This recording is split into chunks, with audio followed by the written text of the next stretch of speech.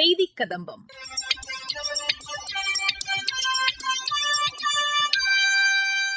இன்றைய செய்திக் கதம்பத்தில் உலக தாய்ப்பால் வாரத்தையொட்டி திருவாரூர் மாவட்டத்தில் நடைபெற்று வரும் விழிப்புணர்வு நிகழ்ச்சி குறித்து எமது செய்தியாளர் வழங்கும் செய்தித் தொகுப்பு, சேலம் மாவட்டத்தில் உள்ள இந்திய கைத்தறி தொழில்நுட்ப கல்லூரி சார்பில் நடைபெற்று வரும் நிகழ்ச்சி குறித்து எமது செய்தியாளர் வழங்கும் தகவல்கள் மற்றும் மத்திய அரசின் சமூக வலைதள பதிவுகள் உள்ளிட்டவை இடம்பெறுகின்றன. உலக தாய்ப்பால் வாரம் ஆகஸ்ட் மாதம் 1ஆம் தேதி முதல் 7ஆம் தேதி வரை கொண்டாடப்படுகிறது. இதனையொட்டி திருவாரூர் மாவட்டத்தில் விழிப்புணர்வு நிகழ்ச்சி நடைபெற்றது. இதுகுறித்து எமது செய்தியாளர் வழங்கும் செய்தி தொகுப்பு. ஆரோக்கியமான குழந்தைகளே நாட்டின் எதிர்காலம் என்பதை மையப்படுத்தி உலக தாய்ப்பால் வார விழா ஆகஸ்ட் 1ஆம் தேதி துவங்கி 7ஆம் தேதி வரை கொண்டாடப்படுகிறது. இந்த ஒரு வார காலத்தில் அரசு மருத்துவமனைகள் மற்றும் பொதுமக்கள் வசிக்கும் இடங்களில் தாய்ப்பாலின் மகத்துவம் குறித்து விழிப்புணர்வு ஏற்படுத்தப்படுகிறது. குழந்தை பிறந்ததும் உடனடியாக தாய்ப்பால் வழங்குவது துவங்கி எந்த ஒரு சூழ்நிலையிலும் தாய்ப்பாலை வழங்காமல் இருந்துவிடக்கூடாது என்று மருத்துவர்கள் அறிவுறுத்தி வருகின்றனர். தாய்ப்பால் வழங்குவது குறித்து பல்வேறு தவறான தகவல்கள் வதந்திகளாக பரவி வரும் நிலையில் மருத்துவர்கள் தாய்ப்பால் வழங்குவதன் அவசியம் குறித்து இந்த வார விழாவில் எடுத்து கூறுகின்றனர். தாய்க்கு உடல்நிலை சரியில்லாவிட்டாலும் கூட தாய்ப்பால் வழங்க வேண்டும் என்பது உள்ளிட்ட பல்வேறு கருத்துக்களை அவர்கள் இந்த வார விழாவில் எடுத்துரைத்து வருகின்றனர். அந்த வகையில் திருவாரூர் மாவட்டம் மன்னார்குடியில் உள்ள மாவட்ட அரசு தலைமை மருத்துவமனையில் உலக தாய்ப்பால் வார விழா சேவை சங்கத்துடன் இணைந்து கொண்டாடப்பட்டது. இதில் மருத்துவர்கள் கலந்து கொண்டு மகப்பேறு ஆலோசனை பெற வந்திருந்த தாய்மார்கள் மற்றும் குழந்தை பிறப்பிற்கு பிறகான தாய்மார்களுக்கு ஆரோக்கிய உணவு பெட்டகங்களையும் வழங்கினார்கள். இந்நிகழ்ச்சியில் மருத்துவர்கள், செவிலியர்கள், அரிமா சங்க நிர்வாகிகளும் கலந்து கொண்டனர். இந்த சாப்பாடு சாப்பிட்டா பிள்ளைக்கு வயிறு வலி வந்துடும், மாந்தம் வந்துடும், அந்த மாதிரி எந்த விதமான பிரச்சனைகளுமே கிடையாது. புரதச்சத்து அதிகமா இருக்கிறத எடுத்துக்கிட்டீங்க அப்படின்னா இன்னும் பால் சுரக்கிறது உங்களுக்கு அதிகமா தான் இருக்கும். அதை விட முக்கியமான ஒண்ணு என்ன அப்படின்னா முதல்ல வர கொலஸ்ட்ரால்னு சொல்லுவாங்க. அந்த சீம்பால் எப்படின்னா இப்ப நம்ம தாய்ப்பாலை கூட நம்ம அந்த குட்டிப்பால் கொடுக்கலாம். ஆனா அந்த சீம்பாலை மறு உருவாக்கம் பண்ண முடியல. எந்த ஒரு பிரைவேட் கம்பெனினாலுமே இதுவரையுமே பண்ண முடியல. அப்ப அதோட மகத்துவம் என்னங்கிறது உங்களுக்கே தெரிஞ்சிருக்கும். முதல்ல வர அந்த சீம்பாலுங்கிறது தான் ஒரு மிகப்பெரிய தடுப்பூசியே. அதுல உள்ள அந்த எதிர்ப்பு சக்திகளா இருக்கட்டும் எல்லாமே குழந்தைகளுக்கு கிடைக்க வேண்டிய ஒண்ணு. அது ஒரு 10 சொட்டு வந்தாலுமே போதும், அதை கொடுத்தா போதும். எமோஷனலா சப்போர்ட்டிவா இருக்கணும். உங்களோட கணவரோ இல்ல மற்றவர்களோ உங்களுக்கு தாய்ப்பால் சரியா வரல, அதனாலதான் புள்ள அழுதுகிட்டு இருக்கு, வேற எதுவும் தொந்தரவுகள் இருக்கு, அதனாலதான் வரமாட்டேங்குதுன்னு சொல்றாங்கன்னு சொல்லி நீங்க மன உளைச்சலுக்கு உண்டாகணும்னு அவசியமே கிடையாது.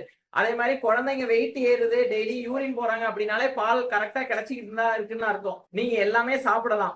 வெளியில இருக்கக்கூடிய துரித உணவுகள், இந்த ஃபாஸ்ட் ஃபுட்னு சொல்ற இந்த ஃப்ரைட் ரைஸ் ஐட்டம், இதுல சேர்க்கக்கூடிய அந்த அஜினமோட்டோ இந்த மாதிரி சேர்த்துக்கிறப்பதான் குழந்தைங்களுக்கு வாந்தி வர்றது, வயிறு வலி வர்றது இந்த மாதிரி வரலாமே தவிர்த்து மற்றபடி வீட்டுல சமைக்கிற அனைத்து உணவுகளுமே நீங்க சாப்பிடலாம். எந்த வித தடைகளுமே கிடையாது. உங்களுக்கு யார் எது சொன்னாலும் பரவாயில்ல, நீங்க எல்லாத்தையுமே சாப்பிடுங்க. குழந்தை வெயிட் ஏற மாட்டேங்குது அப்படிலாம் சொல்லுவாங்க, அதெல்லாம் கிடையவே கிடையாது. நீங்க வெயிட் போய் பார்த்து செக் பண்ணுங்க. வெயிட் நார்மலா இருக்கு அப்படின்னா நீங்க பயந்தே தேவையில்ல, தாய்ப்பால் மட்டும் கொடுங்க. எந்த பிரச்சனைகள் வந்தாலுமே சரி, தாய்ப்பாலை மட்டுமே எப்பயுமே கொடுத்துக்கிட்டுருங்க. சேலம் மாவட்டத்தில் உள்ள இந்திய கைத்தறி தொழில்நுட்ப கல்லூரி சார்பில் நடைபெற்று வரும் நிகழ்ச்சி குறித்து எமது செய்தியாளர் வழங்கும் செய்தி தொகுப்பு.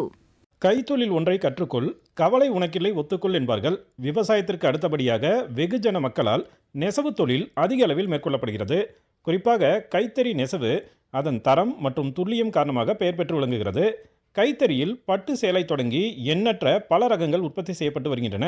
விசைத்தறியில் விரைவாக சேலைகள் உற்பத்தி செய்யப்பட்டாலும் கைத்தறியில் உருவாகும் சேலைகளுக்கு தனி மவுசு இன்றளவிற்கும் உள்ளது.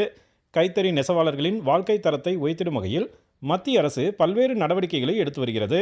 இதன் ஒரு பகுதியாக ஆண்டுதோறும் ஆகஸ்ட் 7ஆம் தேதி தேசிய கைத்தறி தினம் கொண்டாடப்பட்டு வருகிறது. இதன் மூலம் கைத்தறி நெசவாளர்கள் கௌரவப்படுத்தப்படுவதுடன் கைத்தறி பொருட்களை வாங்குவதற்கான ஆர்வம் பொதுமக்களிடமும் ஏற்படுத்தப்படுகிறது. 12வது தேசிய கைத்தறி தினத்தை முன்னிட்டு சேலத்தில் உள்ள இந்திய கைத்தறி தொழில்நுட்ப கல்லூரி சார்பில் சேலம் மாவட்ட ஆட்சியர் அலுவலகத்தில் அமைக்கப்பட்ட அரங்கினை ஆட்சியர் இளம் பகவத் திறந்து வைத்தார். அங்கு வைக்கப்பட்டிருந்த சிறிய அளவிலான கைத்தறியை இயக்கி பார்த்த அவர் கைத்தறி ஆடைகளை அதிகம் வாங்குவோம் என்ற உறுதிமொழி கையெழுத்து இயக்கத்தினையும் தொடங்கி வைத்தார். ரசாயன உரம் பயன்படுத்தாமல், குழந்தை தொழிலாளர்கள் இன்றி, சுற்றுச்சூழல் பாதிக்காத வகையில் இயற்கை வண்ணங்களை பயன்படுத்தி உருவாக்கப்படும் முறை பற்றியும் செயல்முறை விளக்கம் அளிக்கப்பட்டது.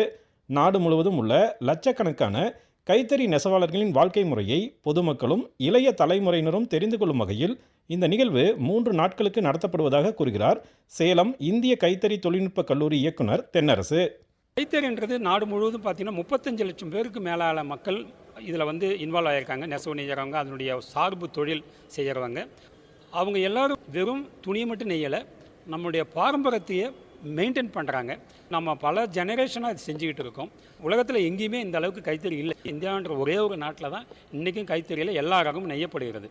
அதை மக்களுக்கு கொண்டு போய் சேர்க்கணும். இந்த இன்ஃபர்மேஷனை நம்ம கைத்தறியில் இன்னோட ஒன்றா பின்னி பிணைஞ்சிருக்கோம், அதை மக்களுக்கு புரிய வைக்கணுன்றதுக்காக இந்த தேசிய கைத்தறி தினத்தை முன்னிட்டு இந்த ஈவெண்ட்டை அரேஞ்ச் பண்ணியிருக்கோம். துணிகளுக்கு இயற்கை சாயமிடுதல், பல்வேறு டிசைன்களை கைப்பட உருவாக்குதல், கைத்தறி இயங்கும் விதம் குறித்து பொதுமக்களுக்கு விளக்கம் அளிக்கப்பட்டது. குழந்தைகள் முதல் பெரியவர்கள் வரை ஏராளமானோர் இந்த அரங்கிற்கு வந்து கைத்தறியின் செயல்பாடுகள் குறித்து தெரிந்து கொண்டனர். மேலும் தங்கள் கைப்பட பல்வேறு டிசைன்களில் துணிகளில் அச்சிட்டனர். தென்காசி மாவட்டத்தில் நடைபெற்ற சாரல் திருவிழா குறித்து எமது தென்காசி மாவட்ட செய்தியாளர் வழங்கும் தகவல்கள். தென்காசி மாவட்டம் மேற்கு தொடர்ச்சி மலை அடிவார பகுதியில் அமைந்துள்ள குற்றாலத்தில் ஆண்டுதோறும் சீசன் காலங்களில் இங்கு வரும் சுற்றுலா பயணிகளை மகிழ்விக்கும் வகையில் சாரல் திருவிழா நடத்தப்படுவது வழக்கம். அந்த வகையில் இந்த ஆண்டுக்கான சாரல் திருவிழா கிராமிய கலை நிகழ்ச்சிகளுடன் குற்றாலம் கலைவாணர் அரங்கில் 5 நாட்கள் நடைபெற்ற விழா கோலாகலமாக நிறைவடைந்தது. இந்த நிலையில் 5வது நாளாக தென்னக பண்பாட்டு மையம் சார்பில் தொம்பு கம்பு கிராமிய கலை நிகழ்ச்சி, பரதநாட்டியம், சிலம்பாட்டம், பள்ளி மாணவ மாணவிகளின் பல்சுவை நிகழ்ச்சிகள், பறை இசை, தொடர்ந்து சுற்றுலாத்துறை சார்பில் திரைப்பட மெல்லிசை உள்ளிட்ட பல்வேறு கலை நிகழ்ச்சிகளுடன் விழா நடைபெற்றது. அப்போது ஆட்டம் பாட்டத்துடன் இவ்விழா கோலாகலமாக நடந்ததை சுற்றுலா பயணிகள் மற்றும் தென்காசி மாவட்டத்தின் பல பகுதிகளில் இருந்து ஏராளமான பொதுமக்கள் கலந்து கொண்டு சாரல் திருவிழாவின் கலை நிகழ்ச்சிகளை கண்டு ரசித்து மகிழ்ந்தனர். தென்காசி மாவட்டத்திலிருந்து செந்தில். மத்திய அரசின் சமூக வலைதள பதிவுகள். குடியரசுத் தலைவர் திருமதி திரௌபதி முர்மு தமக்கு பரிசாக அளிக்கப்பட்ட பொருட்களில் தேர்ந்தெடுக்கப்பட்ட 300 பொருட்களுக்கான ஏலம் இன்று முதல் அடுத்த மாதம் 5ஆம் தேதி வரை நடைபெறுகிறது என்றும் பொதுமக்கள் இதில் பங்கேற்கலாம் என்றும் தெரிவித்துள்ளார். இதன் மூலம் கிடைக்கும் நிதி சமூக பணிகளுக்கு பயன்படுத்தப்படும் என்று திருமதி திரௌபதி முர்மு கூறியுள்ளார். அரசியல் சாசன சட்டப்பிரிவு 370 மற்றும் 35A நீக்கப்பட்ட கடந்த 7 ஆண்டுகளில் ஜம்மு காஷ்மீர் மற்றும் லடாக்கில் பரந்த அளவிலான மாற்றங்கள் ஏற்பட்டுள்ளதாக பிரதமர் திரு நரேந்திர மோடி கூறியுள்ளார். கல்வி, சுகாதாரம், தொழில் முனைவு, விளையாட்டு போன்ற துறைகளில் வாய்ப்புகள் பெருமளவு அதிகரித்துள்ளதாகவும் பிரதமர் தெரிவித்துள்ளார்.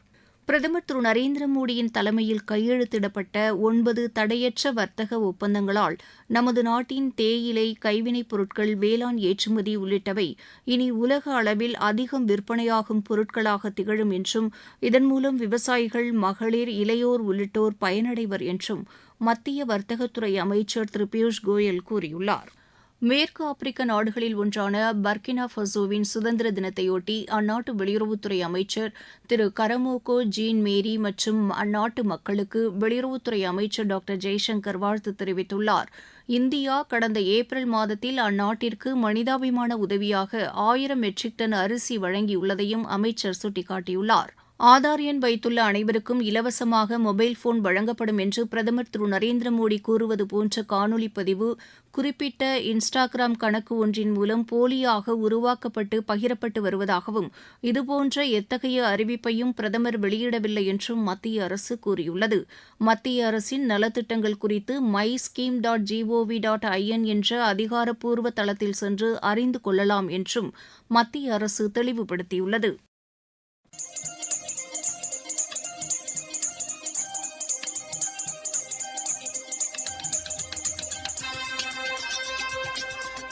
இத்துடன் இன்றைய செய்திக் கதம்பம் நிறைவு பெறுகிறது.